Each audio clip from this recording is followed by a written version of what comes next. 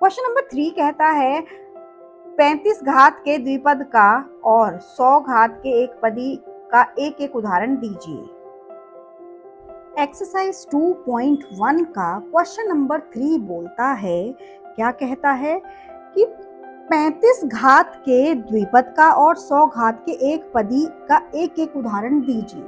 ये इसका क्वेश्चन है, बड़ा सिंपल सा क्वेश्चन है और आपको कंफ्यूज कर सकता है। बहुत इजी है, बस कॉन्सेप्ट को समझना है कि एक पदी क्या होता है, द्विपद क्या होता है, तीन पद क्या होता है। और सिंपल घात तो आपको पता है, घात को हम क्या कहते हैं, एक्सपोनेंट। ठीक है, घात को हम कहते हैं एक्सपोनेंट, इतनी बात तो आप समझ में आती है। उससे अलग हटके द्विपद किसे कहते हैं, जिसमें दो पद होते हैं, यानी कि दो टर्म होते हैं। और एक पदी किसे कहते हैं, जिसमें एक टर्म होती है, कोई भी एक टर्म हो सकती है, उसके साथ कोई भी गुणांक हो सकता है। मैं आपको भी एग्जाम्पल भी दूंगी इसके।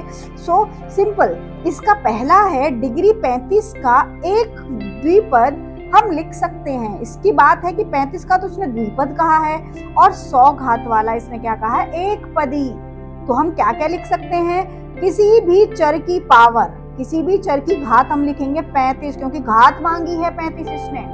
ध्यान रहे ये घात है, ये हमारा कोई भी चर नहीं है, ये क्या है, घात है, चर की घात है।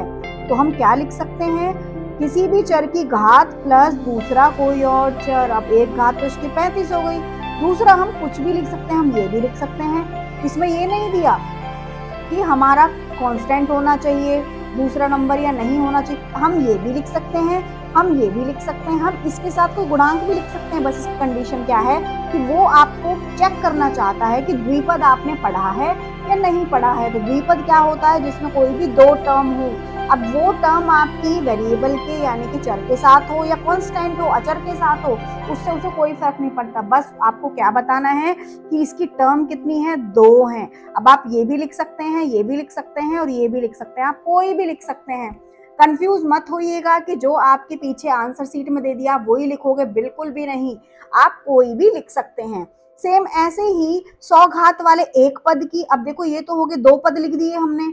अब इसमें आप प्लस ले लो चाहे माइनस ले लो, कोई फर्क नहीं पड़ता। अल्टीमेटली बात ये कि ये दो पद माने जाते हैं, चाहे आप प्लस ले लो चाहे आप माइनस ले लो, बट हाँ गुणा नहीं ले सकते, भाग नहीं ले सकते, ये ध्यान रखिएगा आप। अब दूसरा देखते हैं, इसका दूसरा हमारा जो पार्ट है ये क्या है, इन्होंने कहा है कि एक हमारा पद होना चाहिए। अब देखिए इसमें मैंने आपको कहीं भी प्लस माइनस दिया है, नहीं दिया है, क्यों, क्योंकि एक टर्म है। अब चाहे इस टर्म को मैं सिंगल रख दूं, चाहे मैं इसके साथ कोई गुणांक ले लूं। अब मैंने क्या लिया, यहाँ पे √2 गुणांक लिया है और यहाँ पे 5 गुणांक लिया है। आप चाहे तो ये लिख सकते हैं, चाहे आप ये लिख सकते हैं। होपफुली आपको क्वेश्चन समझ आया होगा। अब हम बात करते हैं इंग्लिश मीडियम वाले स्टूडेंट्स के लिए, वो इसे कैसे लिखेंगे। अब हम उनके लिए थोड़ा सा लिख देते हैं, बड़ी सिंपल सी लैंग्वेज मैंने लिखी है, बाय नोमियल, क्योंकि द्विपद को हम क्या कहते हैं, बायनोमियल ऑफ डिग्री